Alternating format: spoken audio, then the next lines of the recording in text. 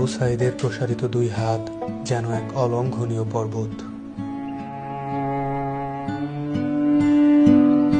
কোনো বর্গীর সাধ্য নেই যেটা অতিক্রম করে বাংলাদেশের মানুষকে স্পর্শ করতে পারে।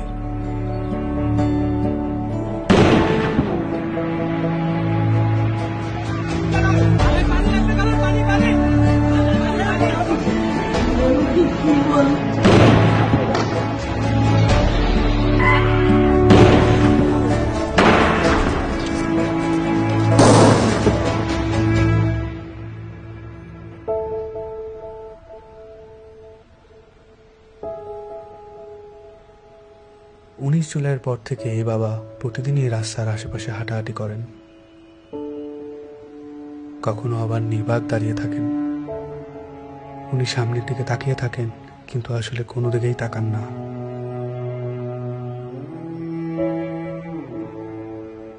যেসব রাস্তা দিয়ে ওনার ছেলে হাঁটতো, ওইসব রাস্তায় উনি দাঁড়ালে উনি ওনার ছেলের রুম পান।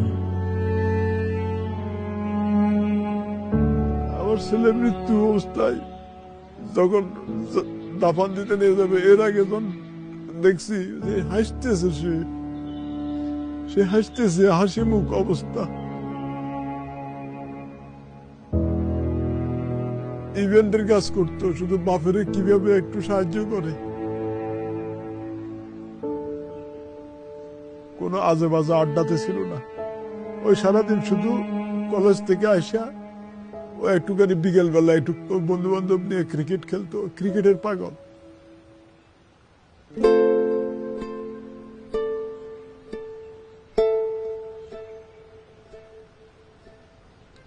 যে আমার পায়ের পাতা আছে এরকম একটা অনুভূতি হতো, কিন্তু আমি যখন হাত দিতাম তখন থেকে আমার পায়ের পাতা নেই, এরকম একটা প্রচুর অনুভূতি হতো। আমি অনেক কান্না করতাম। এই ব্যথার চেয়ে আমার ওই অনুভূতিগুলো আমার বেশি হতো, যে আমার পা আছে, আমি যখন হাত দিই তখন থেকে আমার পা নাই।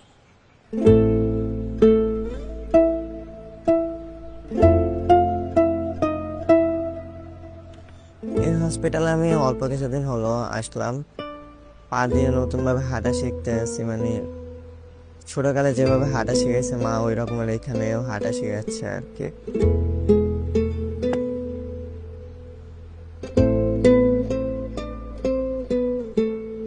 একটি প্রতিবন্ধী কিশোর, 7 বছরের বাচ্চা, ল্যাংড়া মানুষ যদি সংগ্রামে নামতে পারে, তাহলে আমি কেন বসে থাকবো ঘরে?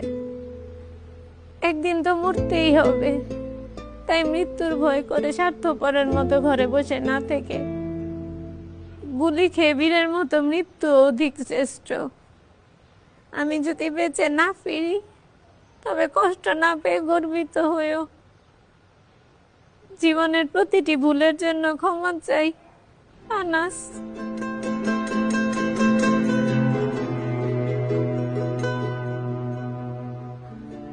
আমার সন্তানের বুকে গুলি লাগছে, আর ছিদ্রটা হয়েছে আমার কলিজায়। আল্লাহ পাক যতদিন আমাকে হায়াত দিছে, আমি এই হাহাকার নিয়ে বেঁচে থাকবো।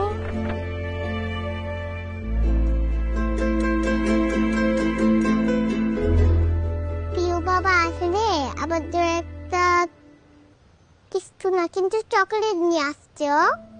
প্রিয় বাবা নাই বাড়িতে, তখন বাইরে গেছে আর পুলিশ এসে ওকে ঘুরে মেরে দিছে। আই মিস ইউ প্রিয় বাবা।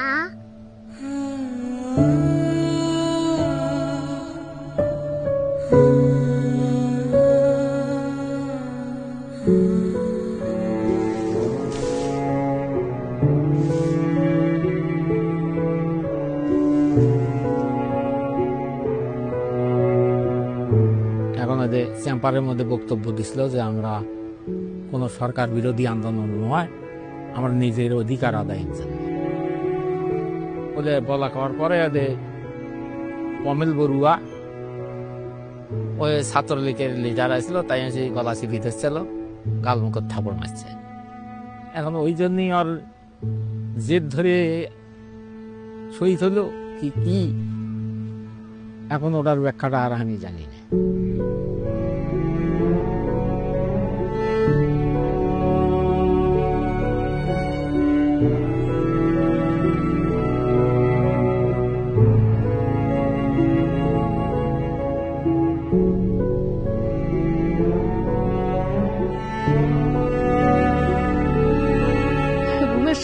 মায়ের দুধ খাইয়া ঘুমায়, সেই ঘুমটা ঘুমাইতে পারে না, তখন আফাইতে পাই করে লটফট করে ঘুমে লেগে আবার উঠে খুলে লই।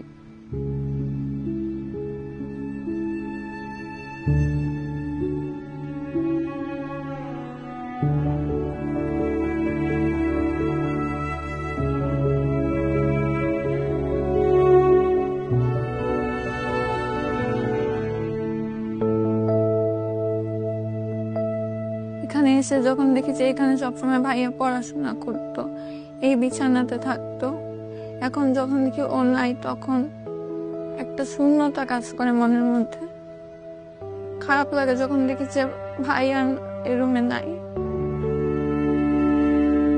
এই ছবিটা 18 জুলাই আমার আন্টি নাজিয়া খান ফেসবুকে পোস্ট করেছিল।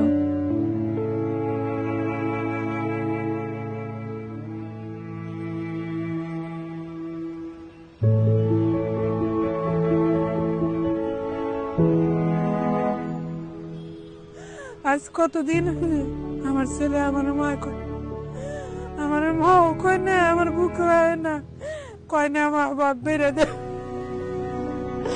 আমার সন্তানদের যারা যেভাবে মারছে আল্লাহ তাদের বিচার করুক। আমি সরকারের কাছেও বিচার চাই, জনগণের কাছেও বিচার চাই। আমার সন্তানদের মারছে, হাজার হাজার মায়ের বুক খালি করছে, যে কালি করছে তারও বিচার করুক।